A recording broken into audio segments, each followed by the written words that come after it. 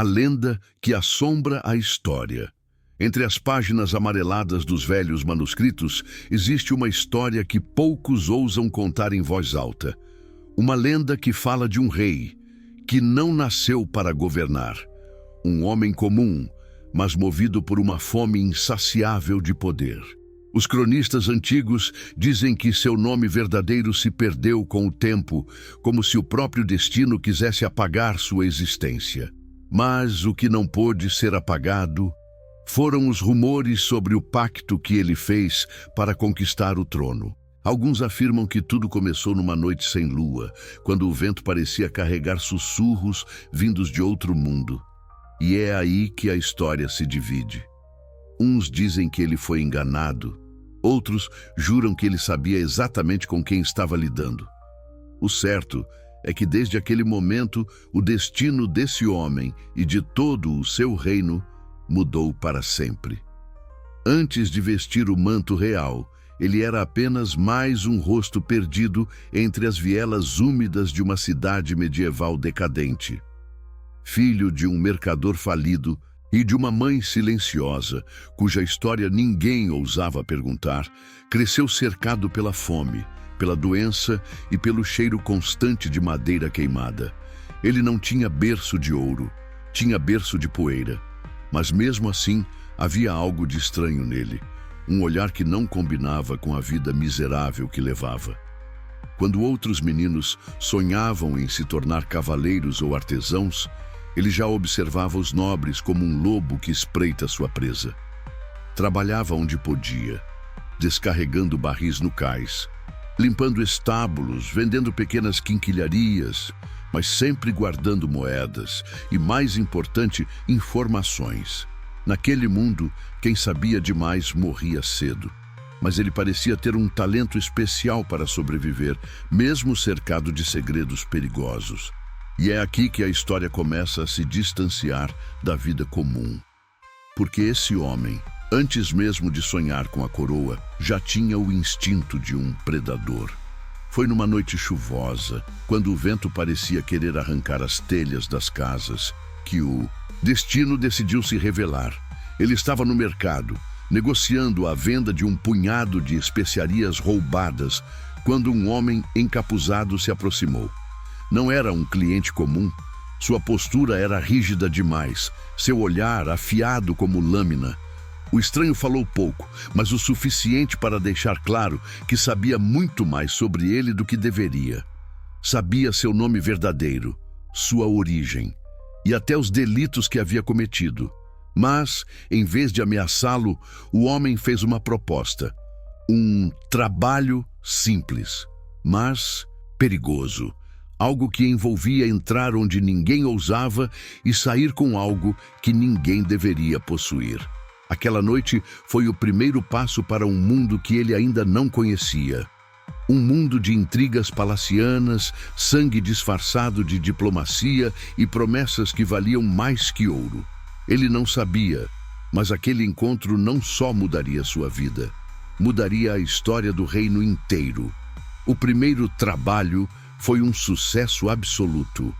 Não porque ele fosse o mais habilidoso, mas porque era o mais invisível.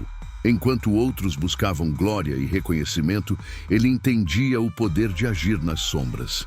As missões seguintes vieram rápido, cada uma mais arriscada que a anterior. Transportar mensagens secretas entre fronteiras, subornar generais, fazer desaparecer pessoas que sabiam demais, e tudo sem deixar rastros. Sua reputação começou a crescer, mas não publicamente, e sim nos corredores abafados, onde a política e o crime se misturavam. Os nobres mais influentes começaram a sussurrar seu nome, sempre com um misto de medo e fascínio. Ele aprendeu rápido que no jogo do poder não vence o mais forte, mas o que sabe esperar. Sua ascensão não foi um golpe, foi um veneno lento, que ninguém percebeu até já estar correndo pelas veias do reino. E no silêncio, ele já estava mais perto do trono do que muitos príncipes. Nenhum império é erguido sem sangue derramado. E o primeiro sangue que ele derramou por ambição não foi de um inimigo, mas de um aliado. Era um mercenário veterano, alguém que o tinha ajudado nas primeiras missões. Um homem leal, leal demais. Lealdade assim, ele percebeu, é perigosa, porque quem é leal a você hoje pode ser leal a outro amanhã. A ordem não veio de cima, veio dele mesmo. Uma emboscada no meio da noite, rápida, limpa, sem testemunhas. No dia seguinte, fingiu luto. Falou sobre a terrível perda para quem quisesse ouvir. Alguns acreditaram, outros fingiram acreditar. Mas nos bastidores, aquela morte foi um recado. A partir dali, todos sabiam, estar ao seu lado era um privilégio e um risco mortal. E como todo bom manipulador, ele usou essa traição não para criar inimigos, mas para reforçar alianças. Afinal, ninguém quer ser o próximo. No auge de sua fama como estrategista militar, veio o convite que mudaria tudo. Não foi feito com pompa e cerimônia, nenhum mensageiro dourado, nenhuma audiência real. Apenas um bilhete lacrado, entregue por um servo com olhos que não ousavam erguer-se. Dentro, poucas palavras. Sua presença é exigida. O trono deseja ouvir sua voz. Ele sabia o que aquilo significava. Não era apenas um convite, era um teste. Os corredores do palácio eram mais traiçoeiros que qualquer campo de batalha. E lá, quem te chama para conversar pode estar planejando te enterrar no mesmo dia. Ainda assim, ele foi, trajando sua melhor armadura, mas levando a verdadeira arma, a língua afiada e a habilidade de prometer o que não pretendia cumprir. Ao entrar no salão real, o olhar do monarca não era de curiosidade, era de avaliação. Como quem segura uma faca e decide se vai usá-la para cortar pão ou carne humana. No momento em que se ajoelhou diante do monarca, ele percebeu: verdade e sobrevivência raramente andam juntas. O rei perguntou sobre a última batalha. Queria saber se ele havia realmente vencido por mérito ou apenas por sorte. A resposta verdadeira: metade das vitórias tinham sido pura improvisação, sustentadas por um golpe de sorte quase ridículo. Mas o que ele disse foi outra história. Uma narrativa calculada, onde cada movimento tinha sido planejado semanas antes, onde o inimigo caíra exatamente nas armadilhas que ele previra desde o início. O rei sorriu, e aquele sorriso tinha o peso de uma sentença. Ele acreditara, e pior, começara a admirá-lo. Era a primeira mentira ao rei. E como toda boa mentira, ela não libertou ninguém. Apenas construiu uma prisão de expectativas que um dia cobrariam seu preço. No mundo da corte, promessas não são compromissos, são moedas. Ele aprendeu isso rápido.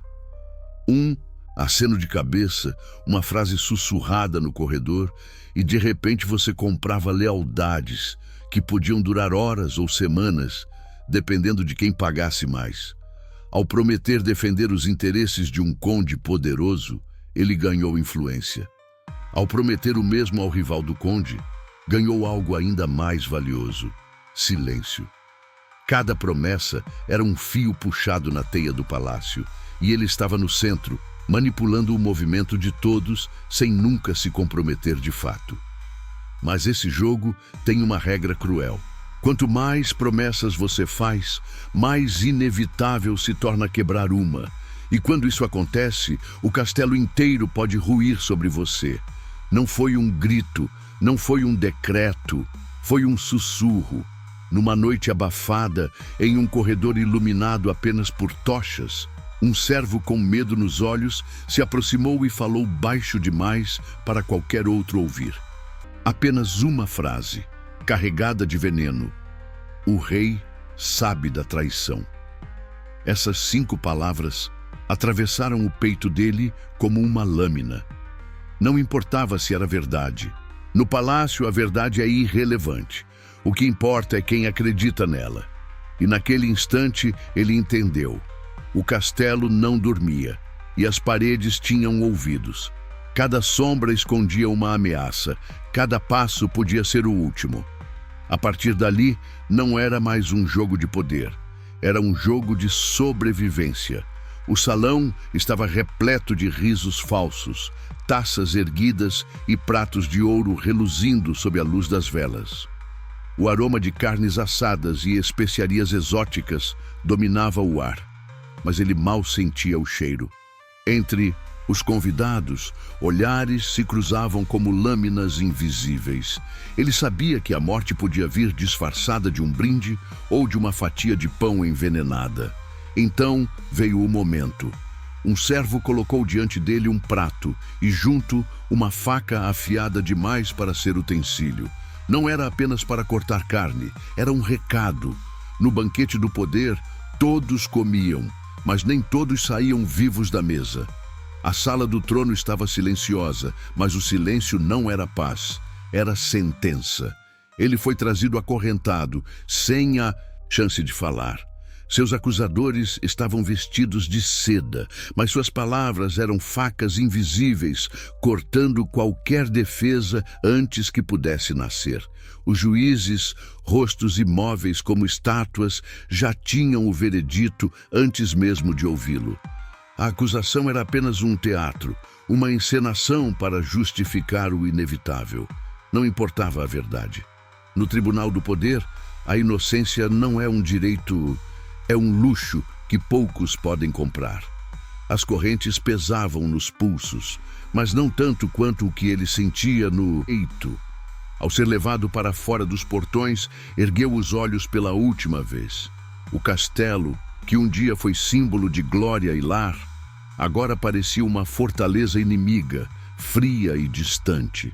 As bandeiras tremulavam como se celebrassem sua queda, e as janelas altas, onde antes via rostos amigos, agora eram buracos negros de indiferença. Não havia despedida, apenas o vento cortante e o eco dos passos dos guardas. Ele sabia. Aquela seria a última vez que veria aquelas torres, e elas não sentiriam falta dele. A estrada se estendia como uma ferida aberta na terra, e cada passo do cavalo parecia cravar ainda mais fundo a realidade. Ele não era mais rei, nem sequer um homem livre. As colinas que antes lhe pertenciam agora eram apenas paisagens estranhas.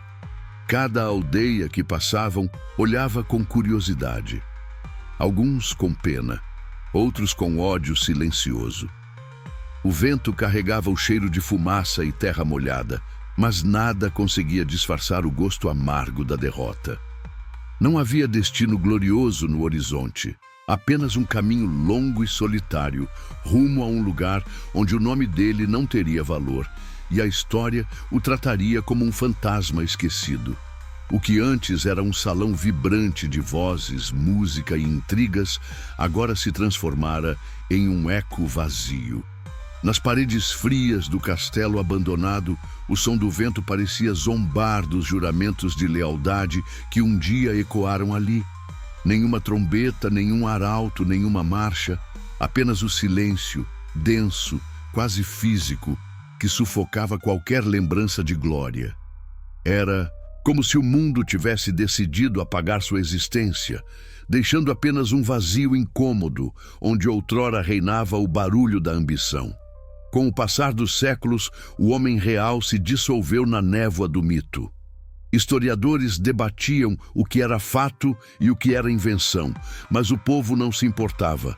Para eles, o rei era um fantasma, um aviso e uma maldição. Nas tavernas, contava-se que sua alma ainda vagava pelos corredores úmidos do castelo, carregando o peso dos crimes que o condenaram. Alguns diziam que em noites de tempestade era possível ouvir batidas surdas nas paredes, como se alguém, lá dentro, ainda tentasse sair. Assim nasceu a lenda negra, não como uma história de redenção, mas como um lembrete cruel. Até a maior das coroas pode apodrecer junto com quem a carrega.